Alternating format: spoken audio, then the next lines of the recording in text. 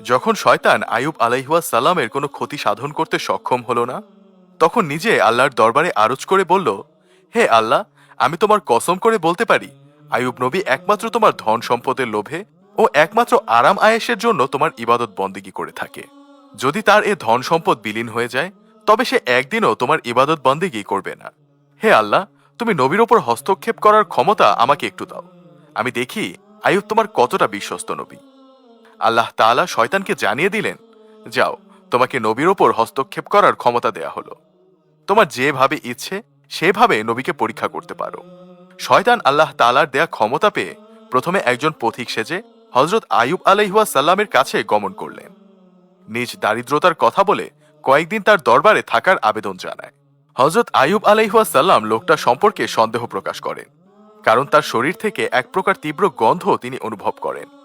হযরত আইয়ুব আলাইহিসসালাম বললেন, আমি তোমাকে কিছু টাকা পয়সা দিচ্ছি, তুমি অন্যত্র গিয়ে থাকার ব্যবস্থা করো। আইয়ুব আলাইহিসসালামের এই ব্যবহারে শয়তান খুবই ক্ষিপ্ত হলো, তাই সে ফেরত গেল। সে নবীর ফল বাগানে একদিন আগুন ধরিয়ে দিল। নবীর কাছে খবর গেল। নবী উত্তরে বলল, আলহামদুলিল্লাহ। পরের দিন শয়তান আবার পশুর আস্তরণে আগুন ধরিয়ে দিল, যাতে সমস্ত পশু মারা যায়। কিছু সংখ্যক রাখালও মৃত্যুর হাত থেকে রক্ষা পায়নি। পরের দিন প্রবল এক ভূমিকম্পে তার বাসস্থান বিধ্বস্ত হয়।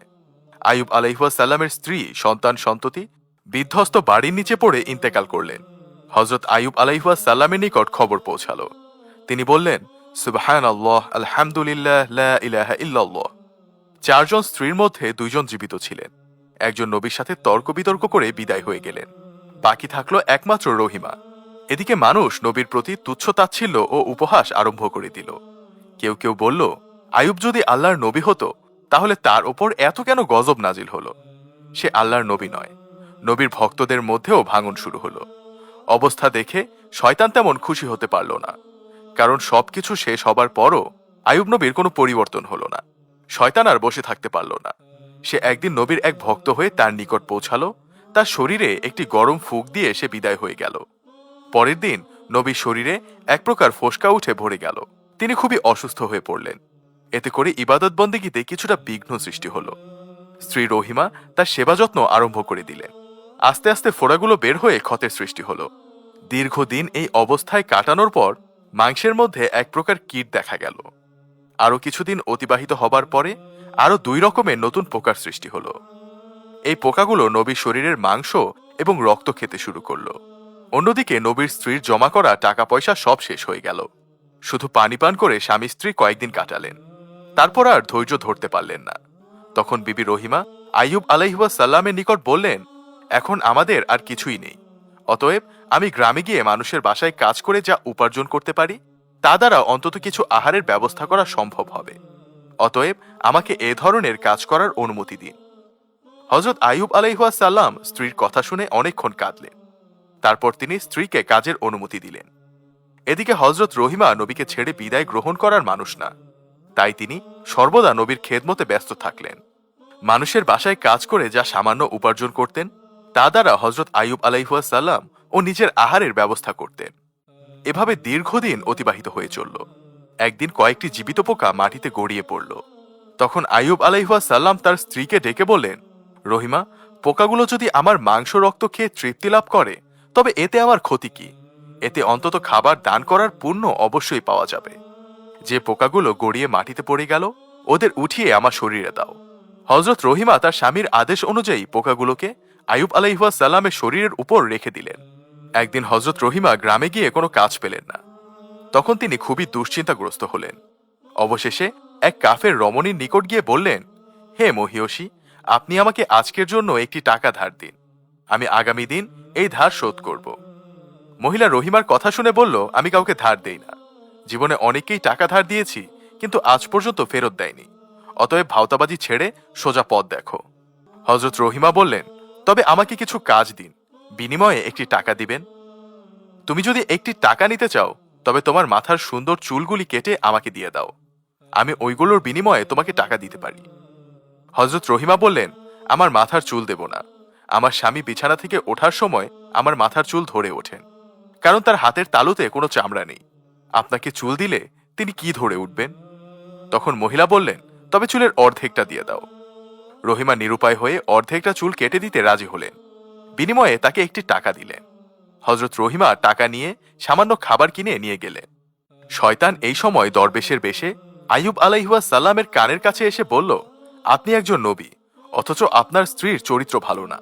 সে প্রায়ই বিভিন্ন জায়গায় গিয়ে চুরি করে এবং অন্যায়ভাবে অর্থ উপার্জন করে, যার ফলশ্রুতিতে আজকে এক ঘটনায় হাতে নাতে ধরা পড়ে। ফলে তার মাথার চুল কেটে দেয়। খবরটি আপনার কাছে জানিয়ে গেলাম, এ বলে দরবেশ চলে গেল। হযরত আইয়ুব আলাইহিস সালাম দরবেশ লোকটির কথা বিশ্বাস করলেন এবং অত্যন্ত রাগান্বিত হয়ে বললেন, আমার স্ত্রী এমন স্তরে গিয়ে পৌঁছেছে আমি ভাবতে পারিনি। আল্লাহর কসম করে বলছি, আমি যদি সুস্থ হই তাহলে স্ত্রীকে 100 বেত্রাঘাত করব। সেদিন সন্ধেবেলায় স্ত্রী তার নিকট ফিরে আসলে তিনি প্রথমে তার সঙ্গে কোনো কথা বলেননি। তখন রহিমা তার পা ধরে মনক্ষুণ্ণের কথা জানতে চাইলেন। হযরত আইয়ুব আলাইহিস সালাম তখন বললেন, তুমি নষ্টা, তুমি চোর, চুরির দায়ে তোমার মাথার চুল মানুষ কেটে দিয়েছে। রহিমা স্বামীর কথা শুনে চিৎকার দিয়ে উঠলেন। আল্লাহর দরবারে আরজ করে বললেন, হে মহান আল্লাহ, তুমি সবকিছু জানো।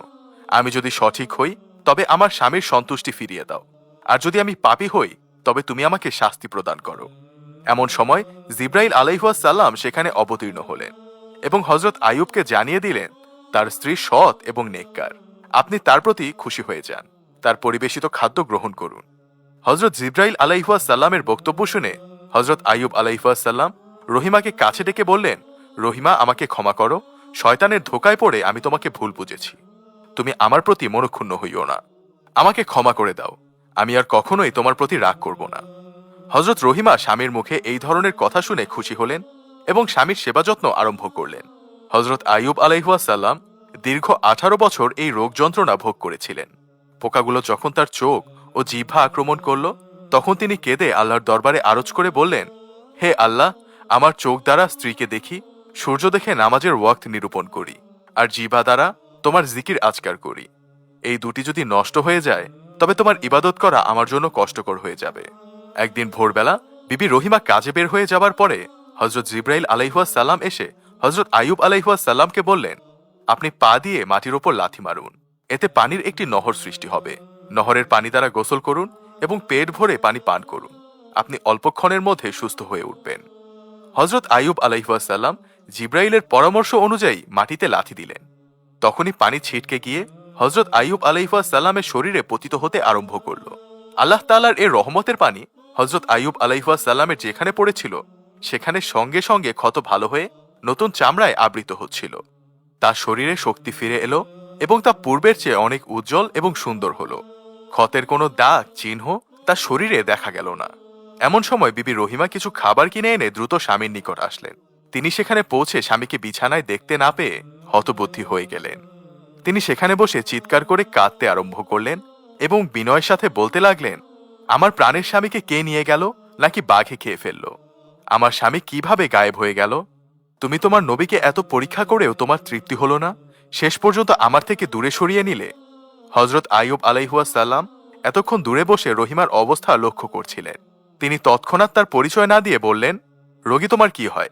রহিমা বললেন, তিনি আমার স্বামী, তিনি একজন আল্লাহর নবী, তার নাম হযরত আইয়ুব আলাইহিস সালাম। তিনি দীর্ঘদিন যাবৎ রোগাক্রান্ত হয়ে এখানে অবস্থান করছিলেন। হযরত আইয়ুব আলাইহিস সালাম জিজ্ঞাসা করলেন, তাকে দেখতে কেমন দেখায়? রহিমা জবাবে বললেন, কিছুটা আপনার চেহারার সাথে মিল আছে।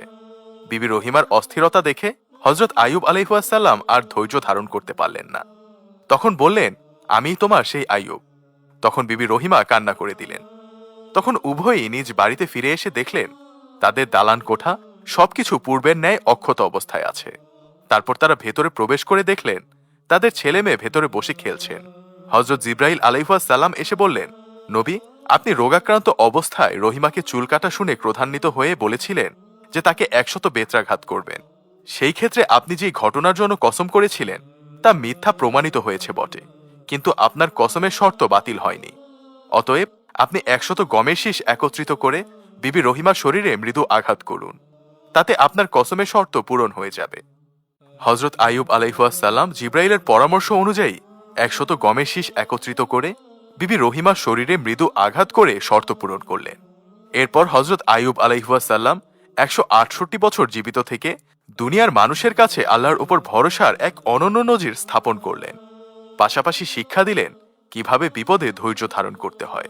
আল্লাহ তাআলা আমাদের সবাইকে এখান থেকে শিক্ষা নেয়ার তৌফিক দান করুন। আমিন।